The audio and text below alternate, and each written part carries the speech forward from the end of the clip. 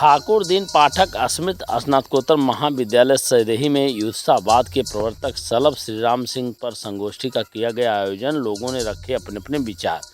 अंबेडकर नगर जिले के ठाकुर दीन पाठक स्मृत स्नातकोत्तर महाविद्यालय सैदेही में युद्धावाद के प्रवर्तक सलभ श्रीराम सिंह पर संगोष्ठी का आयोजन किया गया।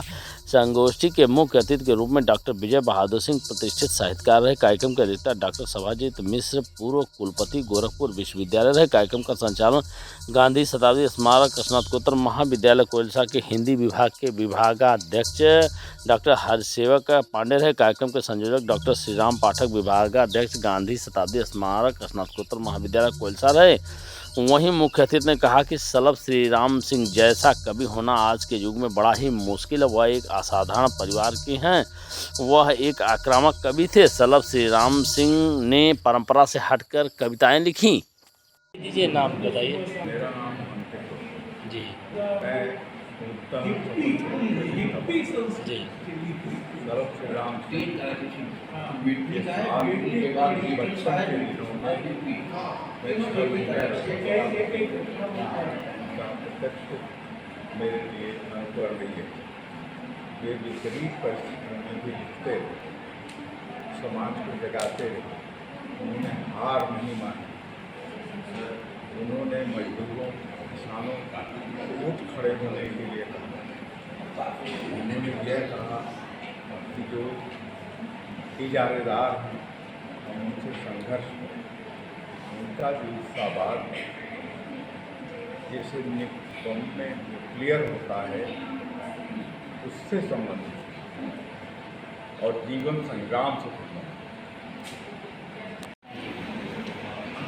सलभ श्रीराम सिंह का जो स्मरण उनके ही गांव में उनकी ही धरती पर हो रहा है और इसमें अनेक ख्यातिलब्ध लोग देश के उनके चिरसखा आचार्य विजय बहादुर सिंह जिस कार्यक्रम में उपस्थित थे और आचार्य सभाजीत मिश्र, तो ये इस बात की ओर इंगित करता है कि सलभ का व्यक्तित्व, उनका कवि व्यक्तित्व कितना बड़ा था।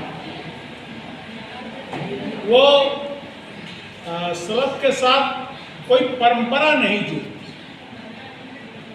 और उनके मूल्यांकन पर अगर हम केंद्रित होते हैं तो यह एक विरल बात है।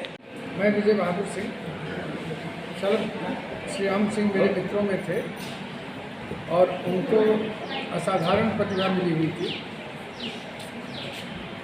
अगर मैं उनका एक वाक्य में व्यक्तित्व विश्लेषण करूं तो अतिक्रामक कविता के कवि थे और अतिक्रामक प्रतिभा के भी कवि थे, क्योंकि जितने भी छंद हो सकते हैं उन पर उनका बहुत अधिकार था।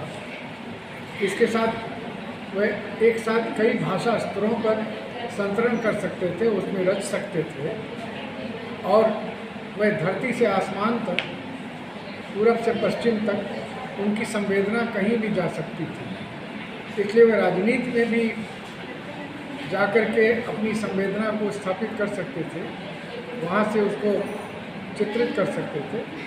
प्रकृति में भी उनकी बहुत गहरी रुचि थी, उनका सूक्ष्म निरीक्षण बहुत ज़्यादा था।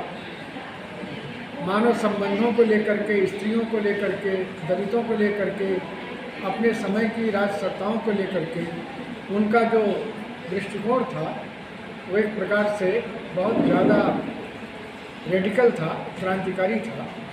और कुल मिलाकर के उनकी कविता को और उनके पूरे काव्य व्यक्तित्व को अगर समेटना हो तो सिर्फ 2-3 शब्दों में समेटा जा सकता है कि वो अपने समय की क्रांतिकारी आवाज़ थे।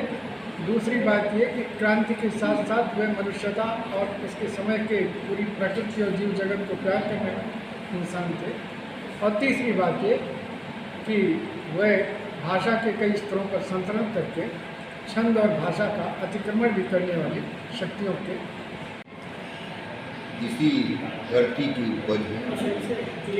इसी गांव मसोड़ा गांव में पैदा हुए थे, लेकिन वह साहित्य के क्षेत्र में गगनचुंबी ऊंचाइयों को प्राप्त किए।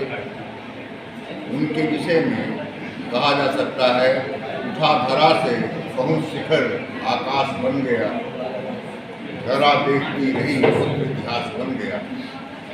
सलभ श्री राम सिंह युत्सावाद के प्रवर्तक थे और नवगीतकारों में उनका नाम अग्रणी पंक्तियों में लिखा जाता है। कवि और साहित्य की कोई विधा शायद ही ऐसी बची हो जिस पर उन्होंने लिखनी न उठाई हो। हम सब उनके साथ रहे हैं और उसका एहसास है। हम उनकी कृतियों से गौरवान्वित महसूस करते हैं और सदा समाज उन्हें याद करता रहेगा।